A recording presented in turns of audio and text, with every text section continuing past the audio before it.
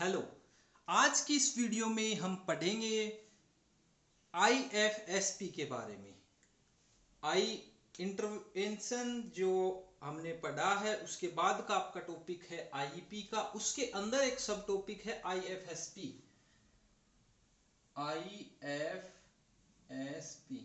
IFSP individualised family support programme, ये इसमें हम पढ़ने वाले हैं। ठीक है, तो सबसे पहले IFSP होता क्या है। जो इंडिविजुअलाइज्ड फैमिली सपोर्ट प्रोग्राम है वो होता क्या है। ठीक है, तो देखिए, जो चिल्ड्रन विद डिसेबिलिटी और उनकी फैमिलीज को अर्ली इंटरवेंशन प्रोसेस को चलाने के लिए आईपी की तरह ही ये एक रिटन डॉक्यूमेंट होता है। जैसे आईपी होता है वैसे ही ये उन बच्चों की, जो स्पेशल बच्चे होते हैं, डिसेबल बच्चे होते हैं, उनकी फैमिली के लिए एक रिटन डॉक्यूमेंट होता है। ठीक है, तो ये जो है ये इफेक्टिवली जो स्ट्रेटजीज वगैरह है, जो प्लानिंग है, इंटरवेंशन प्रोसेस है, उसको इफेक्टिवली चलाने के लिए IFSP एक व्हीकल की तरह काम करता है। ठीक है, इसमें IFSP में वो सारी इंफॉर्मेशन होती है जो बच्चे के डेवलपमेंट को बढ़ाने के लिए, उसकी परिवार, जो उसकी फैमिली है, उसकी जो क्षमताएं होती हैं, पोटेंशियल होती हैं, उनके अंदर, उनको बढ़ाने के अंदर हेल्प करती हैं। ठीक है, इसके तहत जो IFSP है, इसके तहत जो हर फैमिली है, क्योंकि सभी के अपनी अपनी प्रायोरिटीज होती है, अलग अलग कंसर्न्स होते हैं, अलग अलग रिसोर्सेज होते हैं, उनको ध्यान में रखकर ये जो IFSP है ये बनाया जाता है। अब बात करते हैं IFSP के अंदर जो आइडिया एक्ट है, as per IDEA act, IFSP में क्या क्या होना चाहिए। और ये जो सारी चीजें मैंने पहले बताया है रिटर्न फॉर्म में होती हैं, ये जो चीजें हैं रिटर्न फॉर्म में होती हैं। ठीक है, तो देखिए, पहली बात तो बच्चे का जो प्रेजेंट लेवल है, करंट लेवल भी कह सकते हैं, बच्चे का करंट लेवल। ठीक है, बच्चे का जो करंट लेवल है, किस चीज का करंट लेवल, उसके डेवलपमेंट का, कॉग्निशन का, कम्युनिकेशन का, सोशल और इमोशनल डेवलपमेंट का और अडेप्टिव डेवलपमेंट का जो करंट लेवल है वो उसके अंदर मेंशन होना चाहिए। ठीक है, फिर दूसरा है फैमिली के जो रिसोर्सेज हैं,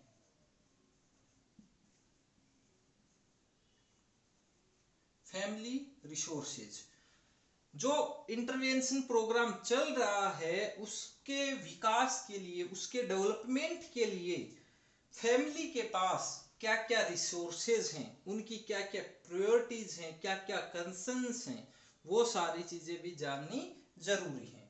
फिर है,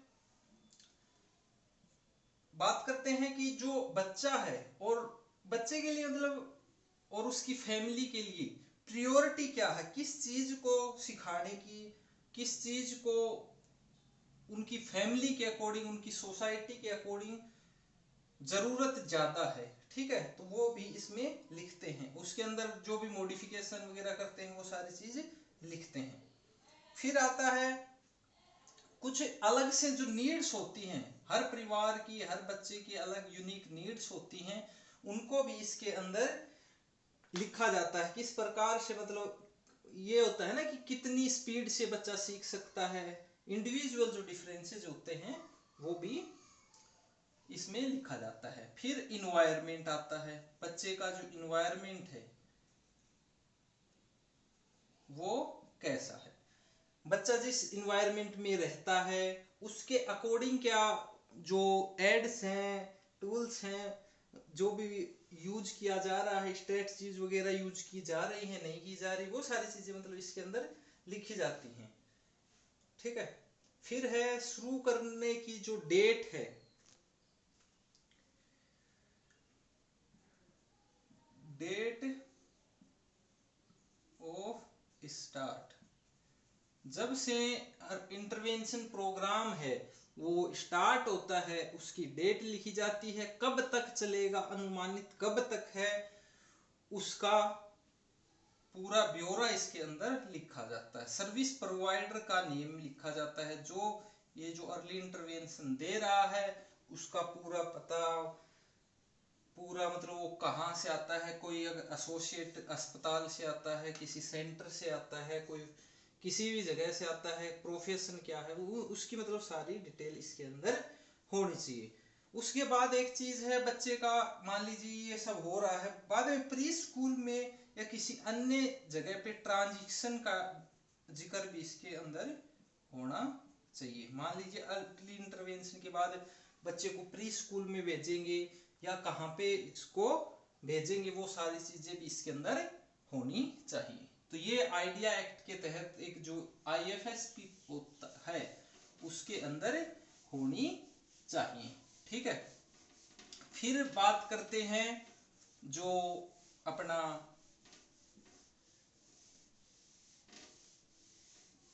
एक सेकंड रुक जाइए, हाँ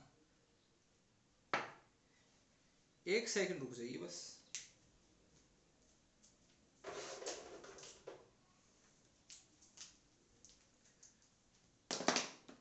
हाँ शुरू करते हैं।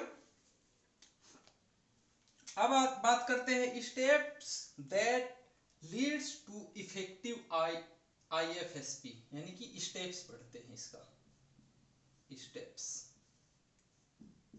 Steps that leads to effective IFSP।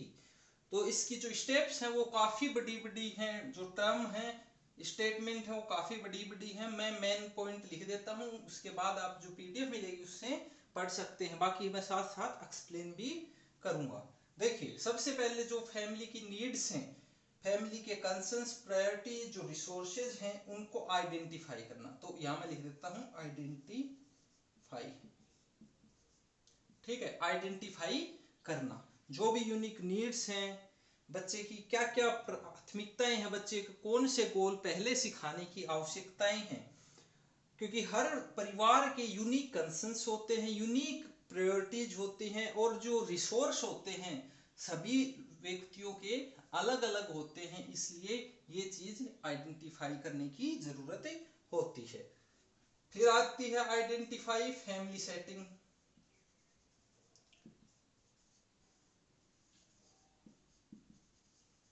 Identify family settings. Family settings का क्या मतलब है कि भाई जो परिवार है जिसमें बच्चा रहता है उसकी डेली एक्टिविटी क्या है, उसका रूटीन क्या है, कितने बजे बच्चा खाना खाता है, कितने बजे बच्चा नहाता है, कितने बजे बच्चा खेलने जाता है, मतलब ये सारी चीजें, ठीक है, उसको पता होना चाहिए। जो भी जो IFSP प्लान करता है, चलाते हैं, तो इन सब चीजों का उनको पता होना चाहिए। फिर है conduct a functional assessment.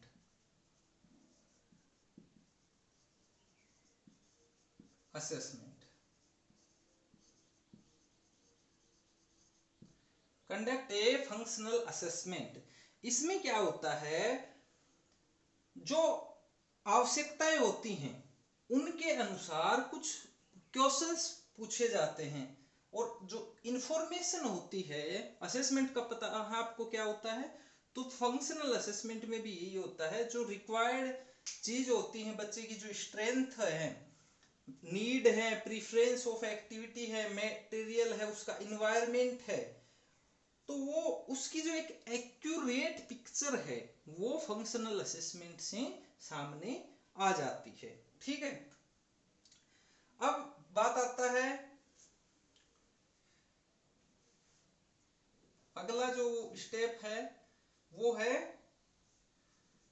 Collaboratively expected outcome. इसका क्या मतलब होता है, इसका मतलब ये होता है जब असेसमेंट हो जाती है तो सारी जो इंफॉर्मेशन है वो कलेक्ट करने के बाद जो टीम होती है, मल्टी डिसिप्लिनरी टीम, और जो फैमिली है उस वो मीटिंग करते हैं आपस में, ठीक है, और देखते हैं कि बच्चे के लिए जो भी गोल्स वगैरह हैं वो बच्चे की नीड्स के अनुसार, फैमिली की needs, priority, concerns, outcome, resources सबको ध्यान में रख के गोल्स डिसाइड किए जाते हैं। फिर आता है असाइन, इंटरवेंशन,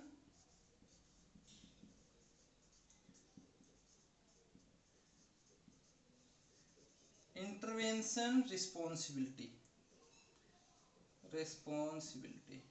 ठीक है।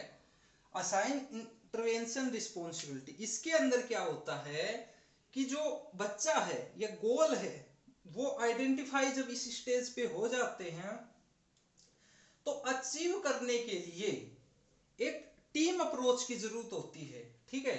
जो टीम है वो उसके अंदर अलग अलग मेंबर्स होते हैं, ठीक है।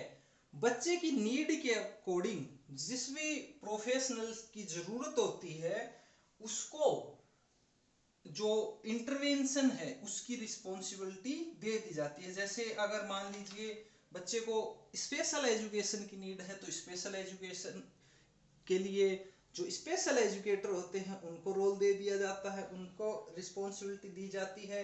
बच्चे को अगर स्पीच की जरूरत है तो स्पीच थेरेपिस्ट जो होते हैं उनको ये भूमिका दी जाती है। फिर है identify strategies to implement the plan. फिर आइडेंटिफाई किया जाता है, आइडेंटिफाई स्ट्रेटजीज टू इम्प्लीमेंट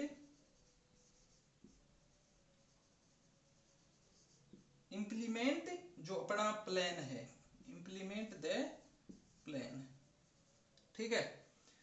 जो इफेक्टिव आईएफएसपी प्रोग्राम है उसका 6th स्टेज है कि जो स्ट्रेटजीज हैं उनका चुनाव करना जिससे जो आईएफएसपी बनाया जा रहा है वो इफेक्टिव तरीके से काम कर सके।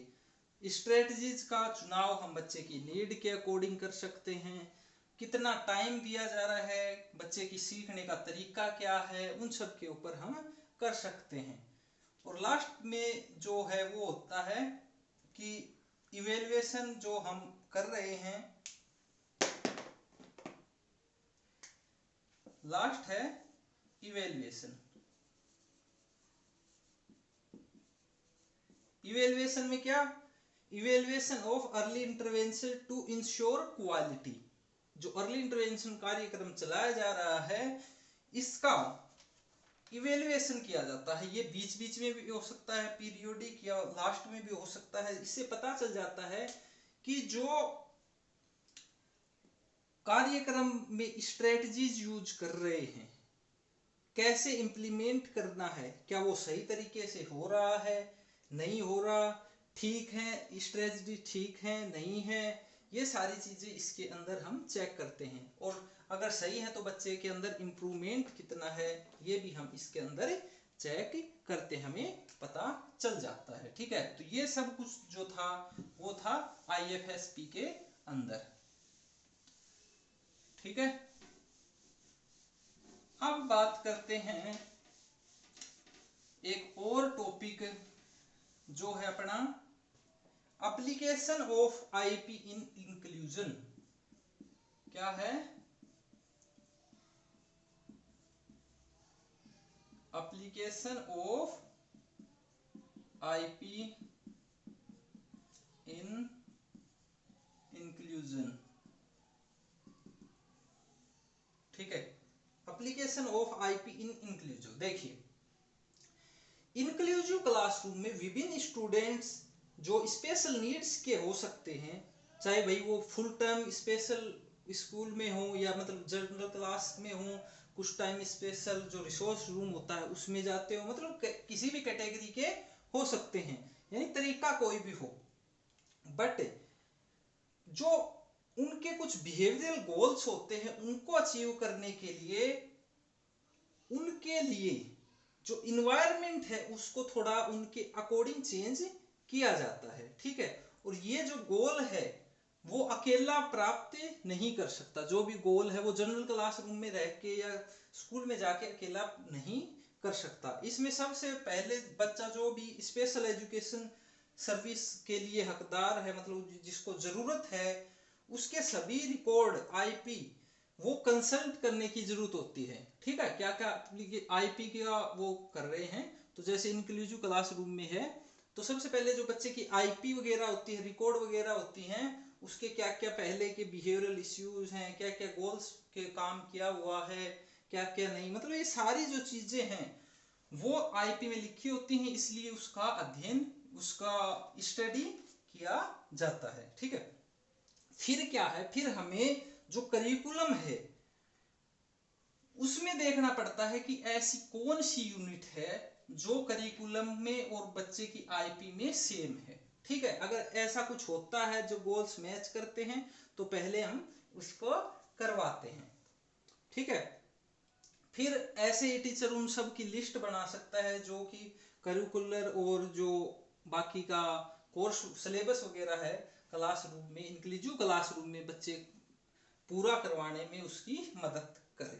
ठीक है, और सबसे बड़ी बात यह है, जो application of IP in inclusion है, इसके लिए सबसे बड़ी जरूरत है यूनिवर्सल डिजाइन ऑफ एजुकेशन। क्या है?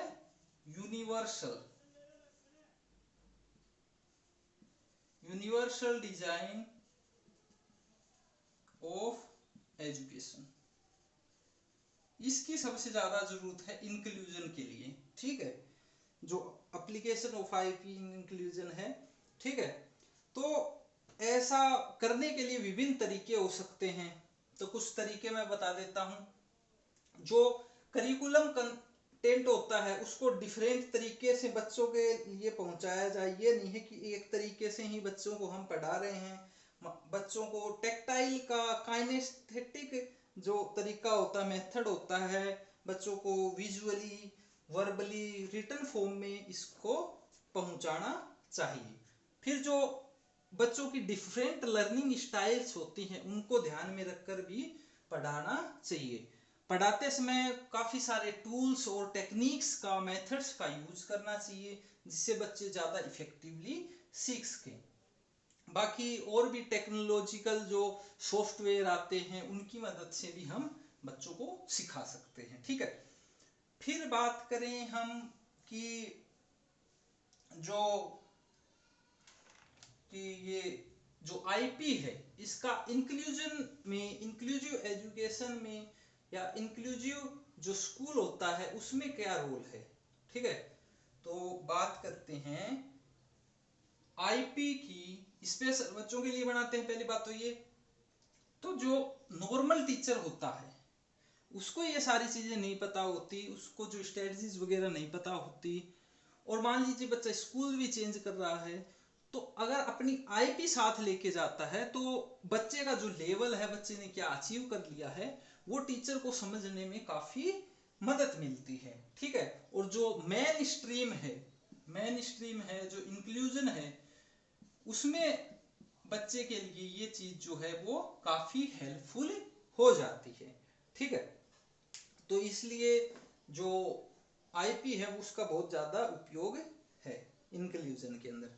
तो ये आपका जो पहला मतलब टॉपिक था यूनिट फर्स्ट में, आईईपी का टॉपिक था, उसके ही ये सब टॉपिक्स थे। एफएसपी और application of IP in inclusion यहाँ खत्म होता है। मिलते हैं अगली वीडियो में, तब तक के लिए दोस्तों खुश रहिए और मुस्कुराते रहिए।